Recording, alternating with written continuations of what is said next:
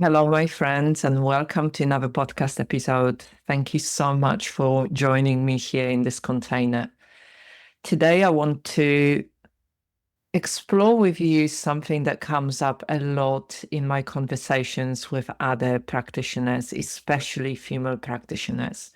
And that is the subject or the topic of visibility, and more specifically, the fear of visibility and how it can really keep you stuck within your business growth. And if you're running your business, whether it is part-time or full-time, you know how frustrating it can be when you want to do something and at the same time it's really hard to do it. For example, I've been trying to record this podcast episode for a long time. And I think this is my take number 15, maybe, or thereabout. I have just been starting the podcast and starting to record it, and then going off on a tangent and feeling really frustrated because I know what I want to say, and yet at the same time, I am unable to say it. And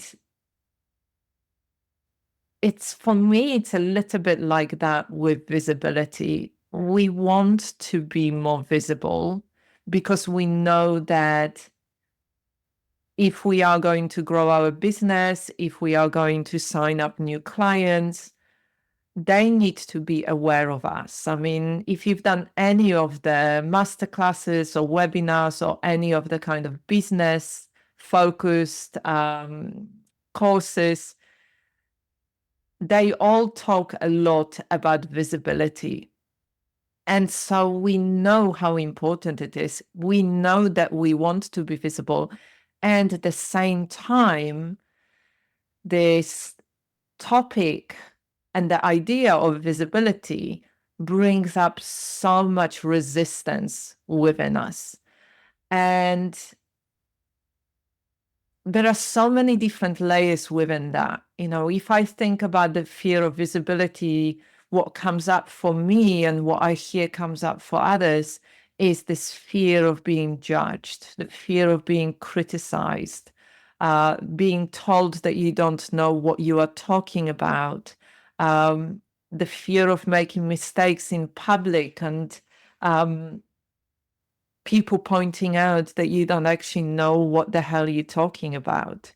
And no wonder, really, that something in us is hitting the brake that doesn't allow us to move forward, that we find ourselves in this situation where we really want to grow our business. We really want to reach out to new clients.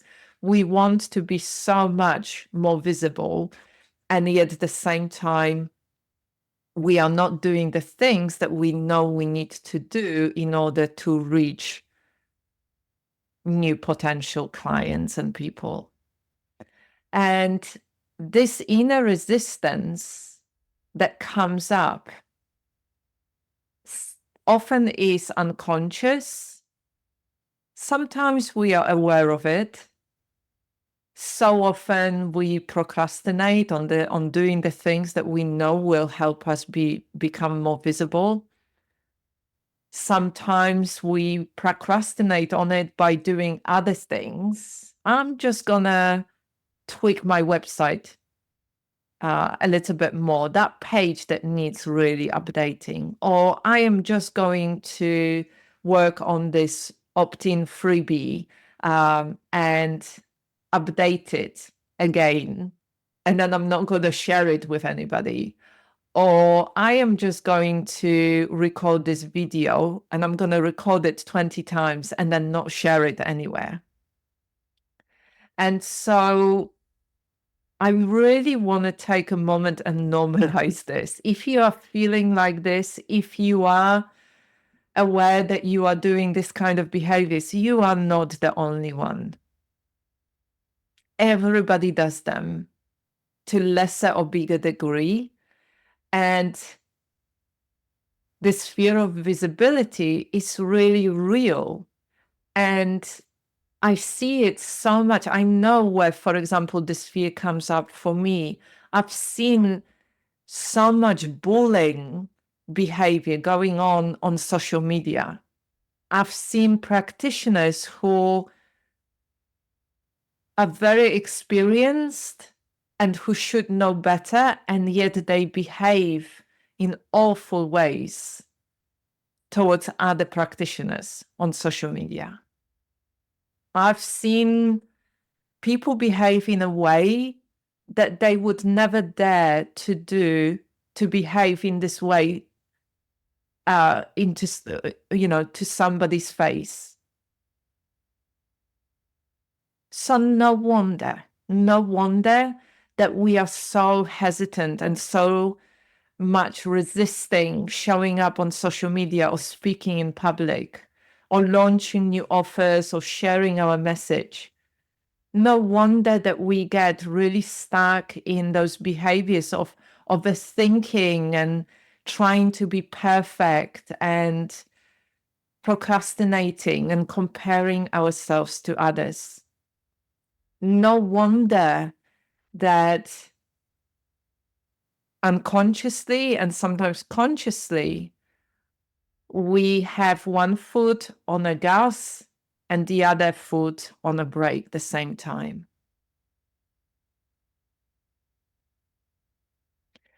But this fear of visibility can really keep us stuck in developing and creating and improving our own methodology, our own unique point of view, our way that brings amazing results for our clients, and sharing it with more people. That can be a real impact, negative impact on our business and the growth of our business, because we are not reaching as many people as we could be. And it's making it harder for our clients to find out about what we are offering and how we're working and the benefits that they could experience from working with us. And it really limits us in the business growth. And that, we're talking about clients, we're talking about the revenue, we're talking about opportunities for collaborations and partnerships with other great practitioners. But there is another impact that can go even deeper within us, and that is the impact on our confidence. Those loud critical inner voices and parts that can step in, second guessing ourselves, reinforcing self-doubt, and keeping us in the cycle of avoiding risks and really keeping ourselves small. We know that we could be doing more. We know that our work is amazing. But if nobody knows what we are doing and how great the work is and how much they could benefit from it, then we are not really helping anybody. One of the images that comes up for me when I think about this visibility and the advice that sometimes I hear from business coaches or experts about being at the forefront of somebody's mind and reminding them that we are here and being visible on all the platforms and everywhere and vamping it up, ramping it up more, bigger, louder, faster, more visible. It just, the image that comes to my mind is like people standing in a very noisy room, standing on the chairs and then jumping on the tables, waving their arms manically to attract attention of potential clients. And that's not really a great image. I feel exhausted just thinking and talking about it. And I know that many of us do not want to work in this kind of way. I certainly don't want to work in this kind of way. And maybe there is another way. And this is what I'd like to invite you to explore today. Maybe there is another way of thinking about visibility. Maybe there is another way of organizing our work that is much more nervous system friendly and much more sustainable. And maybe there is a way that we can really build on our strengths and work in a way that is joyful and brings us and our clients the results that we want. And so what is this different way of thinking about it? Well, it's a way of really allowing your ideal clients, your dream clients, to easily find and connect with you at any time, day or night. And even when you're not actively promoting yourself or some kind of offering. And it means shifting from focus on being seen and being visible to being found easily and sharing the transformational impact of the work that you are doing. It's a way of shifting from I'm promoting myself and I'm shouting really loud about how great I am to sharing about your work, about the transformation that your work creates for your clients and for you, and allowing your clients to find your work much easier. And this is the concept of discoverability as an antidote to the fear of visibility. So the question in here is how easy it is for people to find you and your work. Does your content works for you behind the scenes in a way that is always available to your clients? Because ultimately, this is the problem with the social media. It's loud, it's constantly on. We are bombarded with everybody talking about what they're doing constantly, with lots of advertising, with lots of videos. Everybody's trying to be different from everybody else. Everybody wants to stand out, show their uniqueness, how authentic they are. For me, this is one of the things, like, you will never see me dancing on social media posts. It's just not going to happen. Not because I don't love dancing, but because for me, dancing is quite personal. It's for my enjoyment. And I'm saying it because it's really what I'm saying is that it's aligned with my personality, with who I am and my core values. Dancing is for private pleasure. And I do my marketing and, promotion in a different way. For me, dancing is not one of those things. And no matter what any business guru would say, I will not be doing that. I'm very clear about this. And so really finding your own way. For you, it might be different. For you, if the dance is a big part of your methodology and how you work with clients and who you are, then absolutely go for it. And I think this is one of the key things that will help you be in alignment with who you are and work in the way that you are. In our session this week at the Embodied Business Mandala Mentorship and Mastermind Circle, we were talking about visibility, and I shared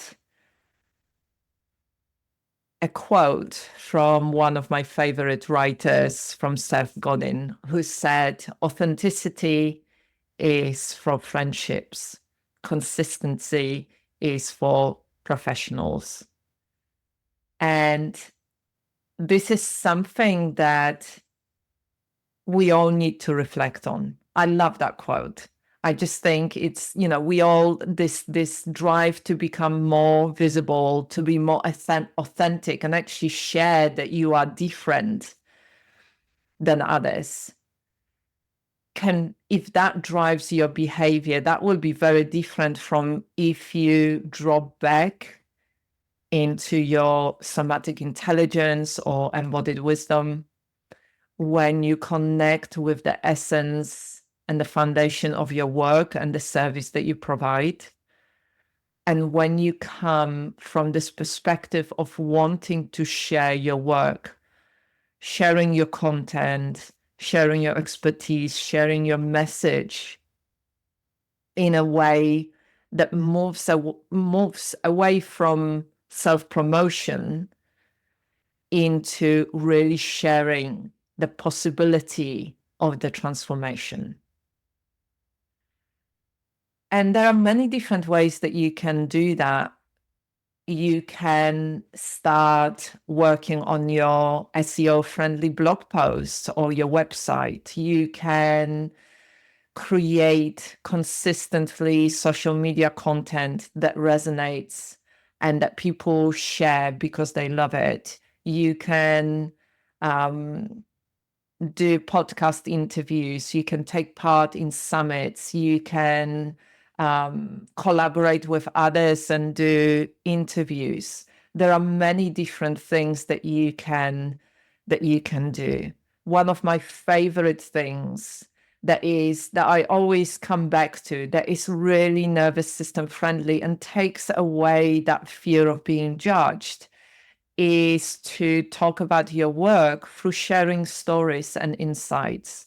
And starting with sharing stories and insights in safe places, like in private groups, and sharing stories of transformations and what happened when you are working with clients, obviously keeping it confidential, but talking about some kind of insight or some kind of breakthroughs that your clients benefited from.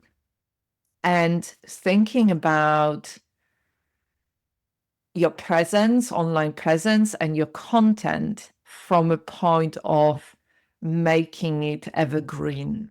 So the content that lives on and it's easy to find by others. And so rather than just focusing simply on creating lots of social media posts, instead creating blog posts or podcasts or videos to work towards building that long-term sustainability and discoverability, and experimenting with it, talking from the perspective of who you are as a practitioner, working with your clients, using your unique voice and your unique point of view, so people can decide, like, I either like this practitioner, I connect with them, or this is not for me. I'm going to go and find somebody else. It's so much. This is what makes you unique. You make you unique. Your own point of view makes you unique. Your own story and unique way that you integrate your training, your own methodology, your expertise, your experience, your work experience, your lived experience. That's what makes you unique. You do not have to try to be different and unique. You already are unique. What you need more within the business is to be more consistent in a professional way. And for me, that means that, as I said at the beginning, I try to record this podcast again and again and again. And it's just Oh, it's so hard. And I kept changing my mind and tweaking my list of things that I wanted to talk about. And of course, I know where it's coming from. I've been delivering training the whole weekend, so I haven't had a proper day off. This is the second week running. And I'm feeling quite tired, a bit stretched out, and my creativity is a little bit lower than it normally is. And so I've been putting off recording this podcast, putting it off, and then thinking, well, it has to be done. The only other option is to reuse something that I used somewhere else or not release a podcast. And then I remembered about Seth Godin's quote: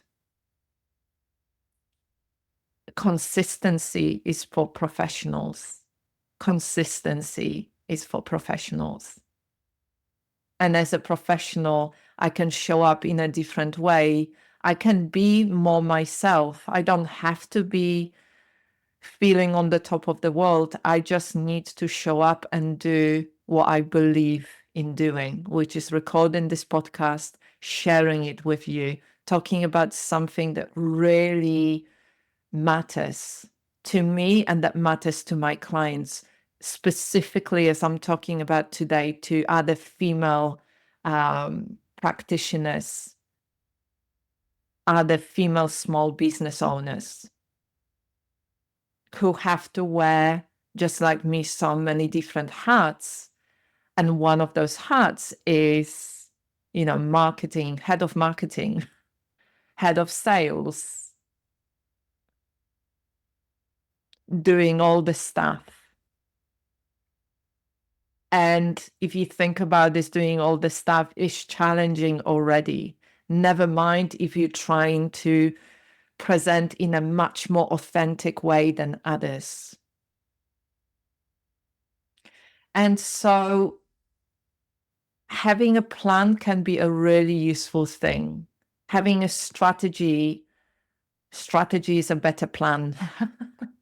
So having a strategy of how you can work within your business, how you can come from this energy of being accessible and sharing your message in a very accessible way, in a way that comes from discoverability rather than visibility, in a way that really is, that makes your business and everything that you do nervous system friendly and is sustainable over a longer period of time. So, for example, one of the things for me was I love podcasts. I love doing videos as well, but I know I've learned over the last decade that sometimes when I'm delivering a lot of training online, I might be too tired. I might not want to do video. That I learned that audio can be much more accessible for me, much more easily accessible for me.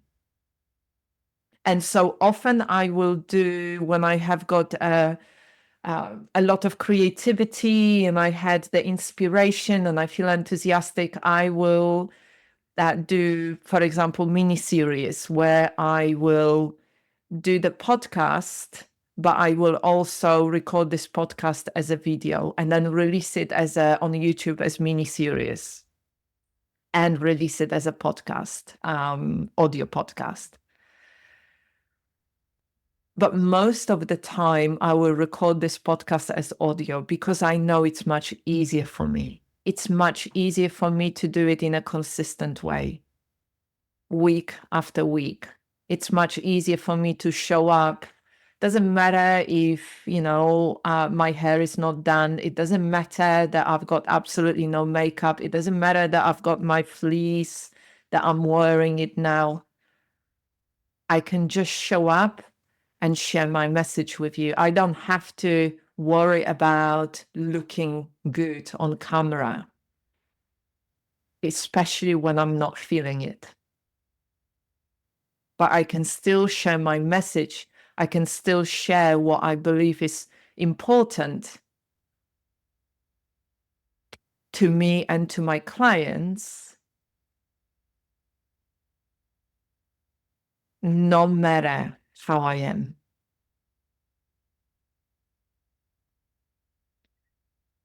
There is one other thing that I wanted to share in here, and that is really having a supportive network around you.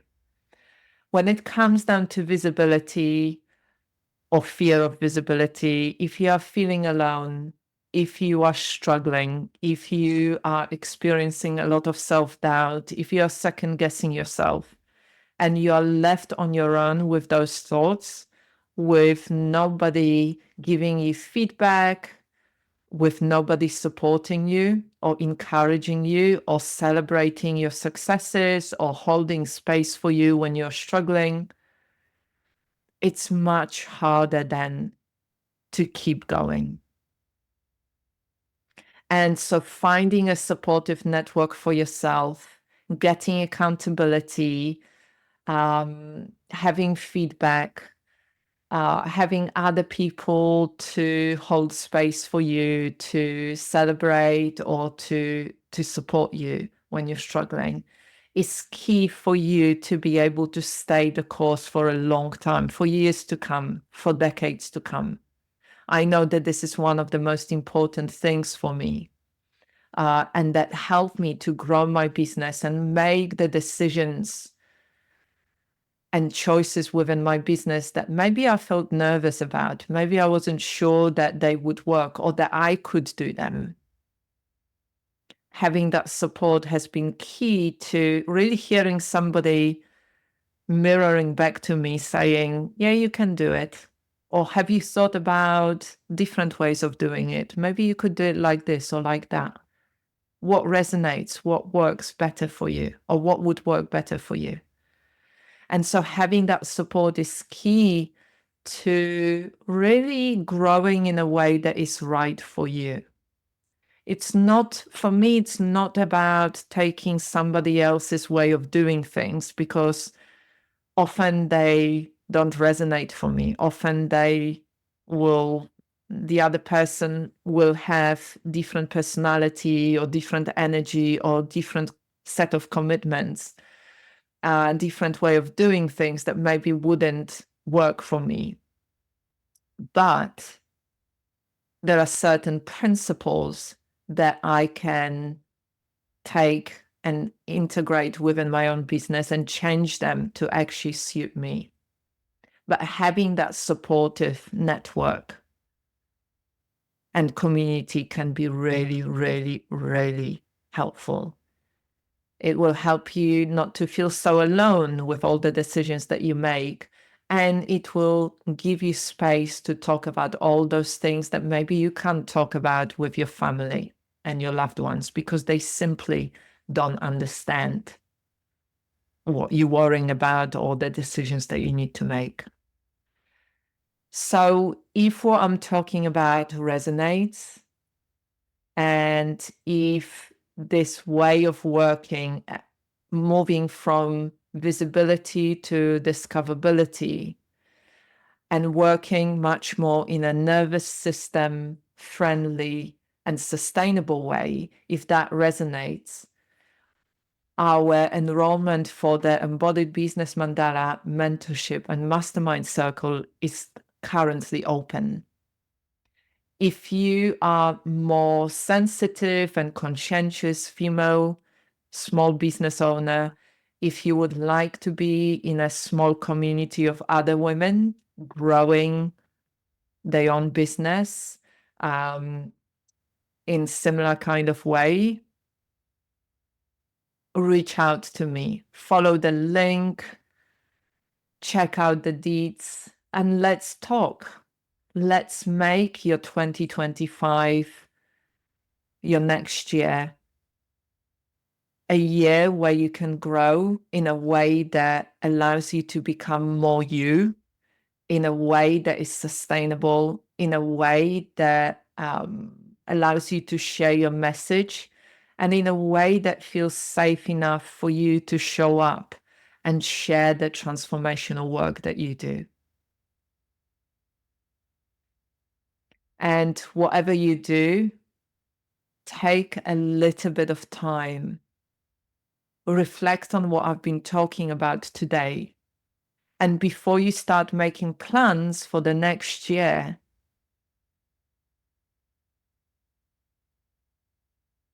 shift your energy from that fear of visibility into using more discoverability strategy to grow your business in a sustainable way. And as always, take care of yourself for now.